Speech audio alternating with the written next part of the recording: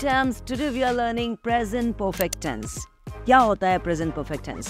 अगर आप English speaking सीखना चाहते हैं या आप किसी कम्पिटिटिव एग्जाम की प्रिपरेशन कर रहे हैं, दोनों के लिए ये टेंस बहुत इंपॉर्टेंट है। स्टेप बाय स्टेप हम सारे टेंसेस फिनिश कर रहे हैं। आज का लेसन है प्रेजेंट परफेक्ट टेंस। यूजुअली लोगों को कंफ्यूजन होता है कि क्या प्रेजेंट परफेक्ट टेंस है और क्या पास्ट इंडेफिनिट है। ये कंफ्यूजन होता है कि कैसे सेंटेंस को पहचाने हिंदी से इंग्लिश में। ये सारे कंफ्यूजन आज दूर हो जाने वाले हैं। देखिए, हम उसको स्टेप बाय स्टेप करेंगे। पहले समझेंगे आइडेंटिटी, हिंदी से इंग्लिश में कैसे पहचाने कि कौन सा टेंस है, प्रेजेंट परफेक्ट है या पास्ट इंडेफिनिट, राइट। नेक्स्ट है फंक्शंस। प्रेजेंट परफेक्ट टेंस के कई सारे फंक्शंस होते हैं। यूजुअली हम लोग को एक ही फंक्शन पता होता है, इसके 2-3 फंक्शन है जो आपको अच्छे से समझना है, वो आपको हेल्प करेंगे। स्ट्रक्चर्स, कौन सी वर्ब्स लगती हैं, टाइप्स, अफर्मेटिव, नेगेटिव, इंटरोगेटिव, और उसके साथ साथ सेंटेंस प्रैक्टिस। बहुत सारे सेंटेंस मैं आपको दूंगा जो आपको हेल्प करेंगे एग्जाम में भी और स्पोकन इंग्लिश में भी। तो लास्ट तक ये वीडियो देखना है। चलिए तो शुरू करते हैं प्रेजेंट परफेक्ट टेंस। गाइस देखिए, शुरुआत करते हैं आइडेंटिटी से। हमें पहचानना आना चाहिए कि हिंदी का कौन सा सेंटेंस इंग्लिश का प्रेजेंट परफेक्ट होता है। देखिए, जब हिंदी के किसी के हिंदी सेंटेंस के आखिरी में, हिंदी सेंटेंस के एंडिंग में चुका है, चुकी है, चुके हैं, कर लिया है, चली गई है, चले गए हैं, इस तरह की एंडिंग आ जाए तो समझ लेना वो प्रेजेंट परफेक्ट टेंस है। जैसा नाम है प्रेजेंट परफेक्ट। परफेक्ट मतलब कंप्लीट हो चुका है, हुआ पास्ट में, लेकिन उसका इम्पैक्ट या इफेक्ट अभी भी प्रेजेंट में है, तो वो प्रेजेंट परफेक्ट है। फॉर एग्जाम्पल, मैंने यहाँ बहुत सीखा है, मतलब मैंने यहाँ बहुत सीखा है, बात पास्ट की है और अभी भी प्रेजेंट से भी जुड़ी हुई है, तो ये प्रेजेंट परफेक्ट टेंस कहलाएगा। ट्रेन जा चुकी है, मतलब चली गई है, लेकिन उसका इम्पैक्ट अभी है कि यहाँ पे अब कोई नहीं है, मतलब ट्रेन जा चुकी है, तो वो परफेक्ट टेंस होगा। वे आ गए हैं या वे आ चुके हैं, जरूरी नहीं कि चुका है, चुकी है, चुके हैं तो ही होगा। आ गए हैं, चली गई है, चले गए हैं, इस तरह के सेंटेंस भी प्रेजेंट परफेक्ट टेंस में आते हैं। देखिए, अब नेक्स्ट पॉइंट है उसके फंक्शंस। फंक्शन से और थोड़ा क्लियर होगा कि क्या प्रेजेंट परफेक्ट टेंस होता है। For example, describing an action that has just got over. कोई काम जो अभी फिनिश हुआ है और उसका इम्पैक्ट अभी प्रेजेंट में है। जैसे आप मुझसे पूछें, sir would you like to have tea, क्या आप चाय पीना चाहेंगे, तो हम बोलेंगे no thanks, I have just taken, मैंने अभी पी है, मैंने अभी पी है या मैं पी चुका हूँ, उसका टेस्ट अभी भी मेरे माउथ में है या इम्पैक्ट है, राइट, इस तरह से। या ट्रेन अभी गई है, the train has just gone. तो कोई भी एक्शन जो अभी कंप्लीट हुआ है ना, उसके लिए हम क्या यूज़ करते हैं, present perfect tense. Describing change over time, second function है, कोई चेंज जो टाइम के साथ बदलाव आया है। फॉर एग्जाम्पल, मैंने इंडिया को या मैंने दिल्ली को बहुत बदलते हुए देखा है, राइट। कुछ सालों में तुम बहुत बदल गए हो या तुमने बहुत इम्प्रूव कर लिया है, राइट। इस तरह के चेंज जो टाइम के साथ हुआ है वो बताने के लिए इसका यूज़ होता है।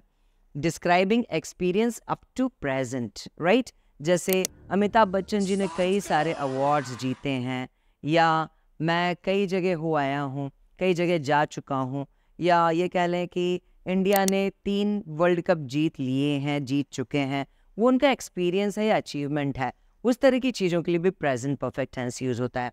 या डिस्क्राइबिंग एन अनफिनिश्ड एक्शन, कोई ऐसा एक्शन जो अभी तक हुआ नहीं है। फॉर एग्जाम्पल, मैंने अभी तक चाय नहीं पी है, मैंने अभी तक डिनर नहीं किया है, तुमने अभी तक लंच नहीं किया है, वो अभी कॉलेज से नहीं आया है। इस तरह के स्ट्रक्चर्स के लिए, सेंटेंसेस के लिए हम प्रेजेंट परफेक्ट टेंस यूज़ करते हैं। तो दोस्तों, अभी तक हमने समझ लिया है कि कैसे हिंदी से इंग्लिश में प्रेजेंट परफेक्ट टेंस को समझना है। हमने ये भी सीख लिया कि उसके फंक्शंस क्या होते हैं। चलिए समझते हैं स्ट्रक्चर को। देखिए, इंग्लिश में पूरा खेल स्ट्रक्चर्स का है, जैसे केमिस्ट्री है, मैथमेटिक्स है। अगर इंग्लिश ग्रामर में टेंस पर कमांड करनी है तो आपको वर्ब पे पकड़ बनानी पड़ेगी।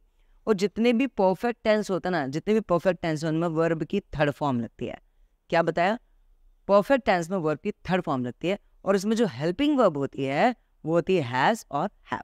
बस इतना ध्यान रखना है, सब्जेक्ट के हिसाब से हैज़ हैव, वर्ब की थर्ड फॉर्म तो लगेगी ही, और ऑब्जेक्ट, राइट। सब्जेक्ट ऑब्जेक्ट आपको पता है, बस आपको has have plus third form का ध्यान रखना है। एग्जाम्पल देखिए, आई, वी, यू, दे, कोई प्लूरल सब्जेक्ट जैसे स्टूडेंट्स, चिल्ड्रन, उनके साथ आपको हैव लगाना है।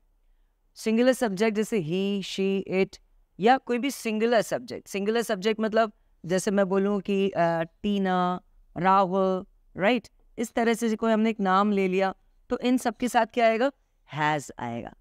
तो सिंगुलर सब्जेक्ट के साथ हैज़, प्लूरल सब्जेक्ट के साथ हैव लगाना है।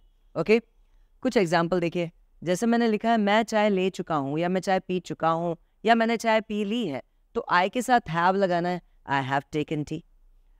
वे जा चुके हैं या वे चले गए हैं, बात एक ही है, they have gone.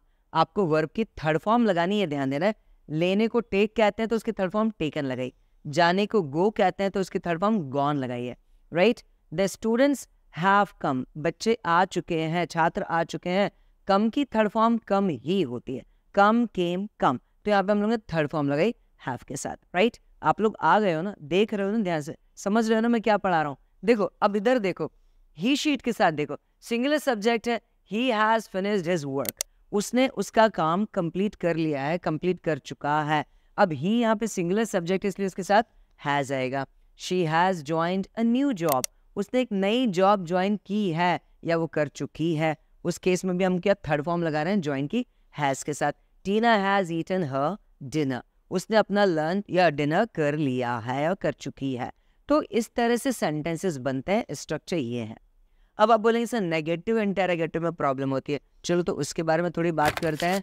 Affirmative sentences, negative मतलब नकारात्मक, वो कैसे हम उसको नेगेटिव बनाएंगे, कैसे क्वेश्चंस बनाएंगे और कैसे इंटरोगेटिव बनाएंगे, है ना, क्वेश्चन प्लस नेगेटिव, इसको समझते हैं। जैसे एक सेंटेंस लिया, आई हैव टेकन टी, मैं चाय पी चुका हूँ, राइट। कुछ नहीं करना है, हैव के बाद आपको नॉट लगा देना है। ये हैवंट, शॉर्ट में क्या लिखा है, हैवंट, वैसे बेसिकली क्या है, हैव नॉट। हैव नॉट को ऐसे लिखेंगे, आई हैवंट टेकन टी, मैंने चाय नहीं पी है, राइट।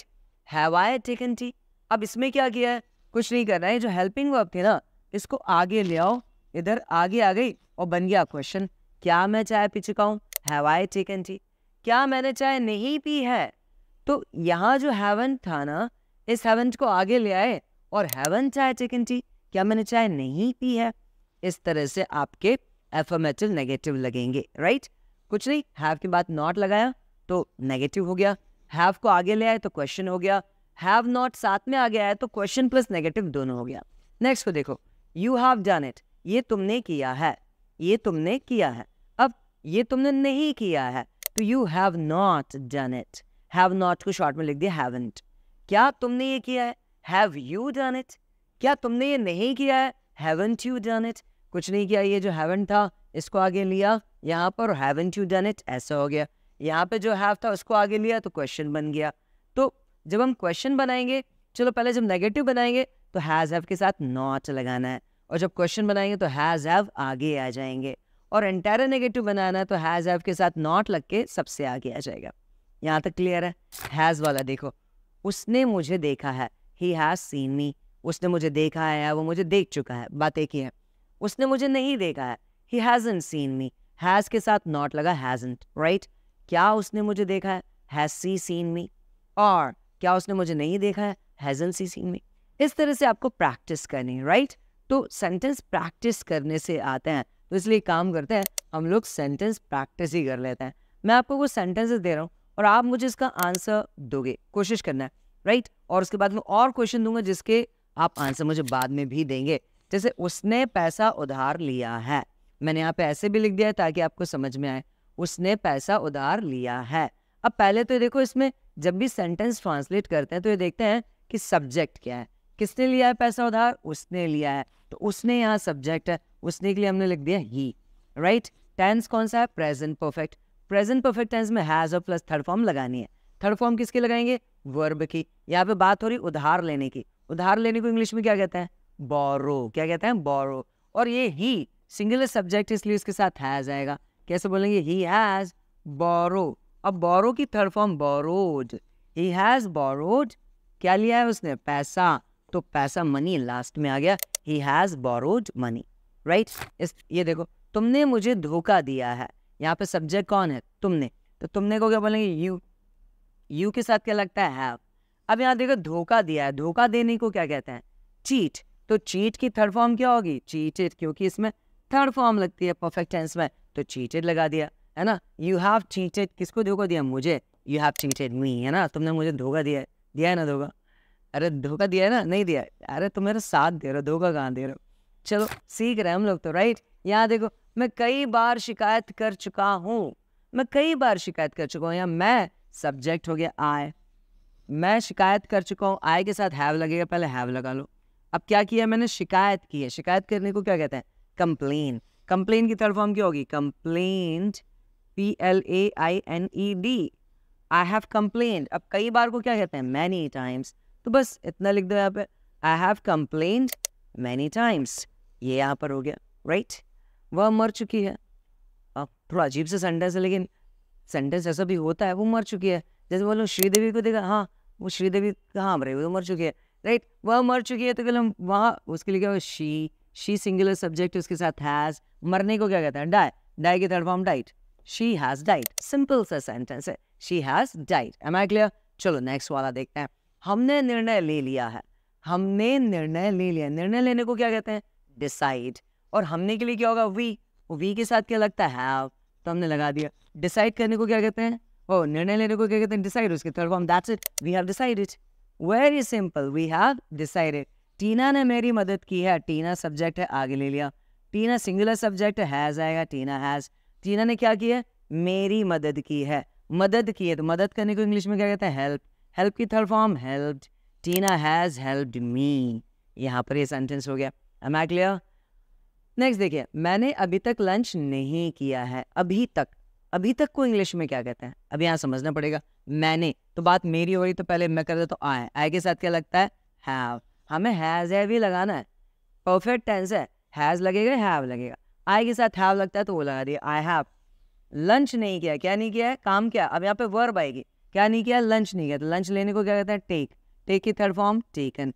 आई हैव, अब यहाँ पे लंच नहीं किया है, यहाँ पर नेगेटिव सेंटेंस है गाइस। नेगेटिव है तो क्या करोगे? I have not, I have not taken, I have not taken, take की थर्ड फॉर्म। अब लंच, क्या नहीं किया? Lunch, I haven't taken lunch. अभी तक के लिए क्या बोलोगे? अभी तक। अभी तक को इंग्लिश में बोलते हैं येट। आई हैवंट टेकन लंच येट, तो यहाँ पे येट आ जाएगा। I hope this is also very clear. Yet एक नई चीज सीखी आपने यहाँ पर, है ना। चलिए एक चीज और देखते हैं। वह पहले ही पछता चुकी है। ऑलराइट, सेंटेंस यहाँ पे क्या है? वह पहले ही पछता चुकी है। अब पछताने को इंग्लिश में क्या कहते हैं? राइट, पछताने को इंग्लिश में क्या कहते हैं? पछताने को क्या कहेंगे बताओ? वह सब्जेक्ट है, वह के लिए हमने ले लिया शी, राइट, उसके साथ लगेगा हैज। पहले ही को बोलते हैं ऑलरेडी, शी हैज ऑलरेडी। अब पछताने को इंग्लिश में क्या बोलते हैं? रिग्रेट। अब रिग्रेट की थर्ड फॉर्म लगेगी, शी हैज ऑलरेडी रिग्रेटेड, ये होगा रिग्रेट की थर्ड फॉर्म। रिग्रेटेड में एक टी और जुड़ जाता है, शी हैज ऑलरेडी रिग्रेटेड, ये उसका आंसर होगा। बस इतनी सी बात है। सब्जेक्ट का ध्यान रखो, सबसे पहले लिखो। सब्जेक्ट सिंगुलर है तो हैज लगाओ, अगर प्लूरल है तो हैव लगाओ। वर्ब की थर्ड फॉर्म लगानी ही है, बाकी जो बचाओ बाद में लिखते रहना, ठीक। ये हो गया प्रेजेंट परफेक्ट टेंस, आपने बनाना सीख लिया। मैं आपको होमवर्क दे रहा हूँ, ये आपका होमवर्क है। इन सेंटेंसेस को ध्यान से देखो और मुझे आप इसके आंसर टाइप करके भेज रहे हो, और नहीं बने तो मुझे बताना, मैं आपको इसके आंसर देने वाला हूँ, राइट। तो ये ध्यान से पढ़ लो, मुझे एहसास हुआ है या मुझे एहसास हो चुका है, राइट। वे लौट चुके हैं या वे लौट गए हैं, राइट। तुमने मेरा काम बिगाड़ा है या तुम मेरा काम बिगाड़ चुकी हो।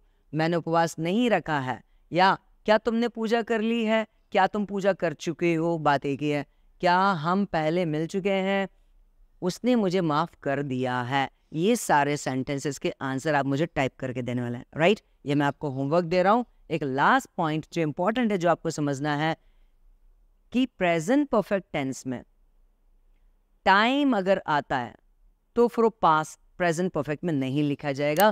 अगर उसमें पास्ट का टाइम आ रहा है तो पास्ट सिंपल है। जैसे मैंने बोला वह जा चुका है, ही हैज गॉन, वह जा चुका है, तो ये प्रेजेंट परफेक्ट टेंस ही होगा। लेकिन अगर मैं उसमें पुराना टाइम डाल दूं तो फिर इसको इस तरह नहीं लिखा जाएगा, फिर वो पास्ट सिंपल में जाएगा। जैसे मुझे बोला वो कल रात गया है, भले हिंदी में मैं ऐसा बोल रहा हूँ कल रात गया है या वो कल रात गया, आप लिखोगे उसको पास्ट इंडेफिनिट में ही।